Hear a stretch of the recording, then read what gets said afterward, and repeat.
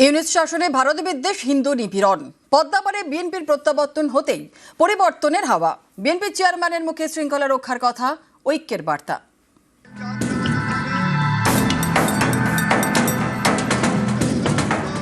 আমার বক্তব্য স্পষ্ট, যে কোনো মূল্যে অবশ্যই শান্তি এবং শৃঙ্খলা বজায় রাখতে হবে। কোন রকমের অন্যায় কিংবা বিয়ানি কর্মকাণ্ড আমরা বরদাস্ত করব না। বাংলাদেশ আস্থা রেখেছে ধানের শীষে, তারেক রহমানে। 20 বছর পর বিএনপির প্রত্যাবর্তনে বাংলাদেশে পরিবর্তনের হাওয়া। 2024 অগস্ট ছাত্র আন্দোলনের চাপে দেশ ছাড়েন শেখ হাসিনা। তারপর থেকে বাংলাদেশে তদারকি সরকারি। ইউনুস শাসনে প্রায় 2 বছর ধরে নৈরাজ্য দেখেছে বিশ্ব। বাংলাদেশে ভারত বিদ্বেষের বীজ বপন হয়েছে। সংখ্যালঘু খুন এবং নির্যাতন কিছুই বাদ যায়নি। সেই আবহে বাংলাদেশে একক সংখ্যাগরিষ্ঠতা নিয়ে জিতেছে বিএনপি। দলের চেয়ারম্যান তারেক রহমানের মুখে ঐক্যের বার্তা।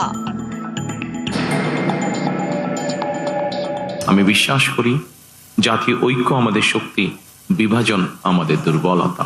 দলমত, ধর্ম, বর্ণ কিংবা ভিন্নমত যাই থাকুক, কোনো অজুহাতে অবশ্যই দুর্বলের উপরে সবলের আক্রমণ আমরা মেনে নেব না।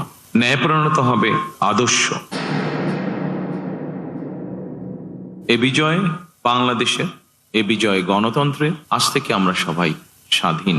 আমার বক্তব্য স্পষ্ট, যে কোনো মূল্যে অবশ্যই শান্তি এবং শৃঙ্খলা বজায় রাখতে হবে। কোন রকমের অন্যায় কিংবা বিয়ানি কর্মকাণ্ড আমরা বরদাস্ত করব না। প্রতিটি বাংলাদেশী নাগরিকের জন্যই আইন সমান।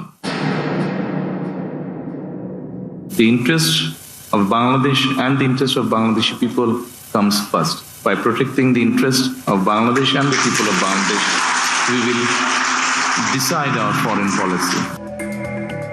বাংলাদেশ ছেড়ে ভারতে আশ্রয় নেন শেখ হাসিনা। গত বছর শেখ হাসিনাকে ফেরত চায় বাংলাদেশ। পাল্টা নিজেদের বক্তব্য জানায় নয়াদিল্লি। এদিন শেখ হাসিনার প্রত্যর্পণ নিয়ে অবস্থান স্পষ্ট করেন Tarique Rahman. Would your party demand handing over of Sheikh Hasina from India? That depends on the legal process, of course. বিএনপির প্রত্যাবর্তনে বাংলাদেশে পরিবর্তনের হাওয়া। একসময় যে ঢাকা বিশ্ববিদ্যালয়ে কট্টরপন্থী জামাতের দাপট দেখা যেত, সেখানেও উৎসবের মেজাজ, গান বাজিয়ে উদযাপন। নিউজ 18 বাংলা।